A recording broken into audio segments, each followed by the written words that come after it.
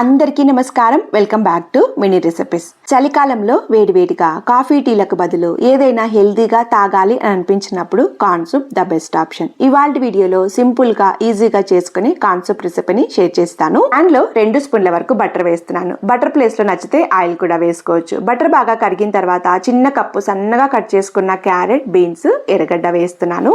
Half cup బాగా clean చేసిన fresh corn వేస్తున్నాను. అలానే సన్నగా కట్ చేసుకున్న పచ్చిమిరపకాయలు 2 వేస్తున్నాను. నచ్చితే క్యాప్సికమ్ కూడా వేసుకోవచ్చు. ఇవన్నీ ఒకసారి వేపి హై ఫ్లేమ్ లో వేగుతూ ఉండగానే రుచికి సరిపడా ఉప్పు కూడా వేసేసి ఫ్లేమ్ ని లోలో ఉంచేసి ఒకసారి బాగా వేపాలి. ఇవి వేగుతూ ఉండగానే మిక్సీ జార్లో బాగా క్లీన్ చేసిన ఫ్రెష్ కార్న్ 1 కప్పు, 1 స్పూన్ వరకు అల్లం వెల్లుల్లి పేస్ట్ వేసేసి కొద్దిగా నీళ్లు పోసేసి మెత్తడ్ ప్యూరీ లాగా గ్రైండ్ చేసుకోవాలి. ఈ మొత్తం రెసిపీకి నాకు 1.5 కప్పు కార్న్ పట్టాయి. ప్యూరీ లాగా గ్రైండ్ చేసుకుని పక్కన పెట్టేసుకోవాలి. నెక్స్ట్ ఇక్కడ మనకు వెజిటబుల్స్ 50% అయితే వేగాయి.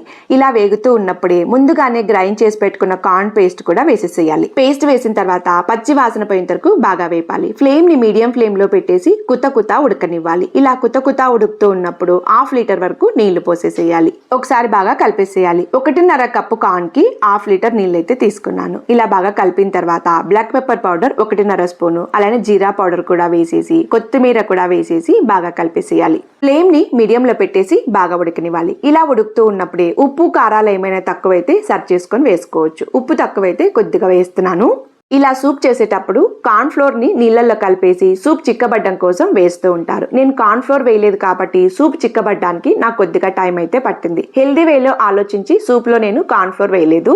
బాగా చిక్కబడిన తర్వాత వేడిగా ఉన్నప్పుడు సర్వ్ చేసుకోవడమే. సర్వ్ చేసేటప్పుడు కొద్దిగా లెమన్ జ్యూస్ వేయడం మర్చిపోవద్దు. సాయంకాలం వర్షం పడుతున్నప్పుడు హెల్దీగా ఏదైనా తాగాలనుకున్నప్పుడు ద బెస్ట్ రెసిపీ ఇది. ఈ రెసిపీ మీకు నచ్చిందని అనుకుంటున్నాను. నచ్చితే లైక్ చేయడం, హైప్ ఇవ్వడం, సబ్స్క్రైబ్ చేయడం మర్చిపోవద్దు.